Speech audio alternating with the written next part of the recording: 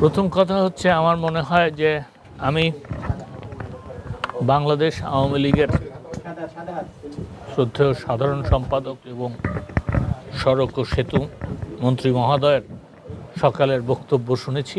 আমার মনে হয় যে তিনি যে বক্তব্য দিয়েছেন সেটা অত্যন্ত স্পষ্ট। তো সেই ক্ষেত্রে আপনারা ওনার বক্তব্যের মধ্যেই কিন্তু প্রথম প্রশ্নের জবাব পাবেন। আর মাননীয় প্রধানমন্ত্রী আমাকে নির্দেশ দিয়েছেন, এটা ঠিক, যে আগামীকালকের মধ্যে একটা ব্যবস্থা নেওয়ার, এবং আমি আশা করি আমি কিছুক্ষণ পরে মাননীয় স্বরাষ্ট্রমন্ত্রীর সাথে বসব এবং সেইখানে আমরা সিদ্ধান্ত নিব কোন আইনি প্রক্রিয়ায় হবে।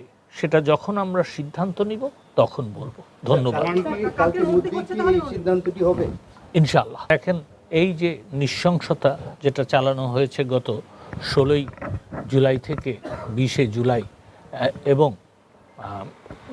কোটা আন্দোলনের নামে, কোটা বিরোধী আন্দোলনের নামে যে সহিংসতা চালানো হয়েছে, তার প্রথম কথা যেটা হচ্ছে যে যারা কোটা বিরোধী আন্দোলন করছিলেন তারা কিন্তু বলেছেন এই সহিংসতার সাথে তাদের কোনো সম্পৃক্ততা নাই। তো সেই ক্ষেত্রে আমাদের কাছে তথ্য উপাত্ত আছে যে এই জামাত, বিএনপি, ইসলামিক ছাত্র শিবির এবং ছাত্র দলের যারা জঙ্গি তারাই এটা করেছে। তো আপনি যেই প্রশ্নের জবাব দিচ্ছেন, আমার মনে হয় যে এই দলটাকে যদি আপনার নিষিদ্ধ করা হয় তাহলে আইন শৃঙ্খলা এবং দেশের রাজনীতিরও অনেক উন্নতি হবে।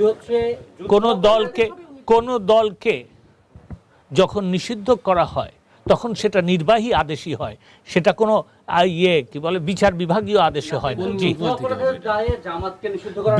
বিচার করার, যুদ্ধ অপরাধীদের অপরাধের দায়ে বিচার করা এক কথা, জামাতকে নিষিদ্ধ করা আরেক কথা। যুদ্ধ অপরাধের দায়ে যদি এই আইনের যে পরিবর্তনের কথা এবং সংশোধনের কথা আমরা লিখেছি,